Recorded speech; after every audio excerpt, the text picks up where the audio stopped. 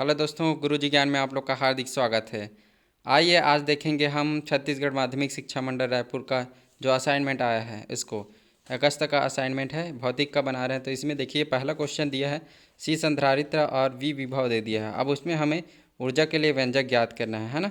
तो उसके लिए सारा क्वेश्चन के आंसर मैं सीधा डायरेक्ट नीचे बना दिया हूँ, है ना। तो ये बी वाला क्वेश्चन दिए, संधारित्र की धारिता के बारे में दो क्या निर्भर करता है, उसका मान उसको बताना है, उसके गुण बताना है, संभाव समविभवी तल के क्या बताना है, गुण बताना है, विद्युत द्विध्रुव बताना है, उसके उदाहरण देना है।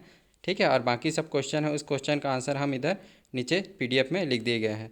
ठीक है, तो पहला क्वेश्चन क्या था हमारे पास? पहला क्वेश्चन था कि हमारे पास विद्युत ऊर्जा का हमें मान ज्ञात करना, सी धारिता और वी विभव वाला, है ना। तो ये उसका परिभाषा दे दिया है ऊपर में। ठीक है, पहले का आ वाला है, और इसमें जो व्यंजक है उसके बारे में लिखा गया है कि आवेश है और इस पर विभव क्या है, वी है ना।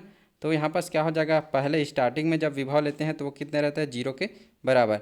ठीक है, फिर विभव क्या हो जाता है, वी हो जाता है। तो उसको औसत निकालेंगे तो पहला और दूसरे विभव को जोड़ के 2 से भाग देते हैं, है ना।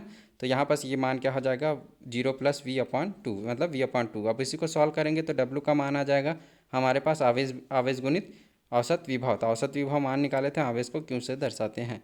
अब हमें फार्मूला पता है कि हम क्या करेंगे, जो भी हम क्या करते हैं ऊर्जा उत्पन्न करते हैं वो किससे मिलता है, कार्य करने से। तो कार्य बराबर क्या हो जाएगा, ऊर्जा। तो ये यू मतलब कार्य है, और डब्लू बराबर क्या है हमारे पास, जो है वो कार्य है, और यू क्या है, ऊर्जा है। तो उसी को हम जो डब्लू का मान निकाले थे उस मान को यहाँ पास रख दिए हैं।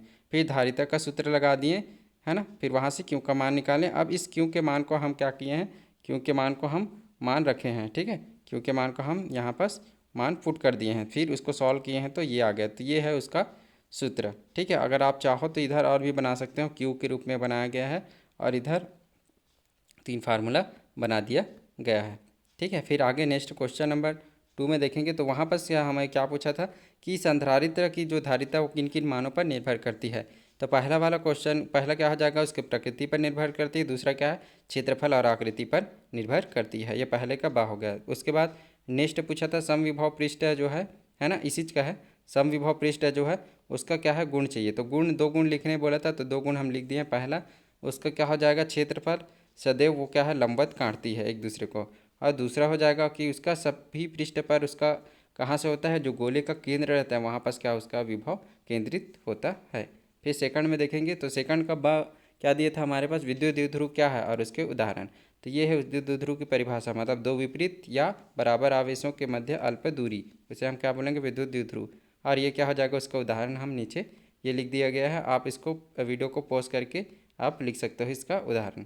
ठीक है, फिर इसके बाद नेक्स्ट क्वेश्चन नंबर 3 में था अध्यारोपण का सिद्धांत। तो ये अध्यारोपण का सिद्धांत का परिभाषा है।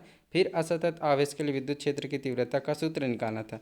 तो उसके लिए भी सूत्र हम इधर बना दिया गया है कि Q1 Q2 Q3 Qn तक क्या है, आवेश है, और इसमें दूरी कितना दे दिया है, R1 R2 R3 Rn तक दिया है, और ये उसका चित्र है ना। अब उसके लिए पहले के लिए हमें फार्मूला क्या पता है, विद्युत क्षेत्र की तीव्रता का फार्मूला हम इसमें सभी में लगा दिए हैं। ठीक है, ये डबल डबल लाइन दिख रहा है, उसमें से क्या है आपको सिर्फ एक ही लिखना है। फिर ये विद्युत क्षेत्र की तीव्रता का फार्मूला रखें सभी में। अब प्लस दिख रहा है तो सभी प्लस दिख रहा है, मतलब क्या लगा देंगे, समेसन लगा दिए, तो ये हो जाएगा उसका आंसर। फिर इसके बाद चौथे के में बी में, चौथे के बी में देखेंगे। आप चौथे के बी में सॉरी चौथे के आ में देखोगे तो उसमें क्या है, विद्युत प्रवृत्ति किसे कहते हैं। ये 2 नंबर का क्वेश्चन है, तो इसमें परिभाषा और इसका सूत्र लिख देंगे। फिर इसके बाद नेक्स्ट वाले में जब देखेंगे तो परावैद्युतांक का सामर्थ्य किसे कहते हैं, ये है ना। तो परावैद्युतांक का सामर्थ्य 2 प्रकार से होता है। पहले ये वाला जो दिया है इस वाले को, और इसके बाद दूसरा दिया है उसको हम लिख सकते हैं। फिर इसके बाद लास्ट क्वेश्चन है क्वेश्चन नंबर 5, गॉस का प्रमेय। तो गॉस के प्रमेय के बारे में ये लिखा है, आप इसको अच्छे से लिख सकते हो। ठीक है, पीडीएफ में पूरा है। ये इसका क्या है, गॉस के प्रमेय का परिभाषा है, उसका सूत्र उसके नीचे लिखेंगे।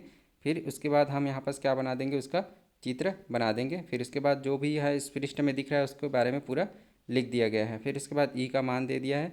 अब इसी में क्या है, चुंबकीय फ्लक्स का फार्मूला होता है E vector dot D S vector. तो हम वेक्टर को हटाएंगे तो इसमें क्या लगा देते हैं, कॉस लगा देते हैं, और ई का जो मान था ये, उस मान को हम ई के जगह में क्या कर दिए, पुट कर दिए।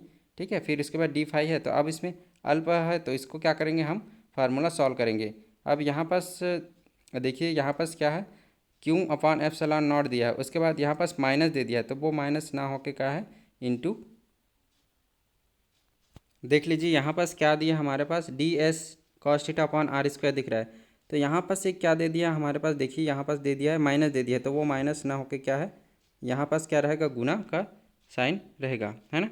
वहाँ पास क्या रहेगा हमारे पास, गुना का साइन रहेगा। तो यहाँ पास क्या है, माइनस ना देके यहाँ पास क्या है, गुना का चिन्ह रहेगा। ऐसा इधर क्या है हमारे पास, गुना का चिन्ह है। फिर उसके बाद ये डी डब्ल्यू इक्वल टू ये फार्मूला लिखा है, उसके जगह में मान पुट किए हैं। फिर उसके बाद यहाँ पर जो मान था उसको आप लिख दिए हैं, यहाँ पास गुना है ना, गुना का चिन्ह आपको लगाना है। फिर उसके आगे जब देखेंगे तो वहाँ पास क्या है, डी डब्ल्यू। तो डी डब्ल्यू का जब समाकलन करेंगे तो बाकी सब क्या है, कांस्टेंट, और डी डब्ल्यू का समाकलन क्या होता है हमारे पास, उसका वक्र पृष्ठ। तो वक्र पृष्ठ का फार्मूला क्या होता है, 4πr², है ना। 4π होगा इसका पूरा पृष्ठ, तो पूरा पृष्ठ का मान 4π होगा। तो वहाँ पास हम डी डब्ल्यू के जगह, यहाँ पास जो डी डब्ल्यू दिख रहा है उसके जगह हम क्या रख देंगे, 4π रख देंगे। ये देखिए डी डब्ल्यू है, उसका मान कितना होता है, 4π। तो 4π रखेंगे तो 4π कैंसिल हो जाएगा और ये आ जाएगा हमारा फार्मूला। तो इसी प्रकार हमारा वीडियो ख़त्म होता हुआ। अगले बार मिलेंगे हम नेक्स्ट वीडियो में नेक्स्ट असाइनमेंट के साथ। मेरे चैनल को लाइक, सब्सक्राइब एंड शेयर जरूर कीजिए।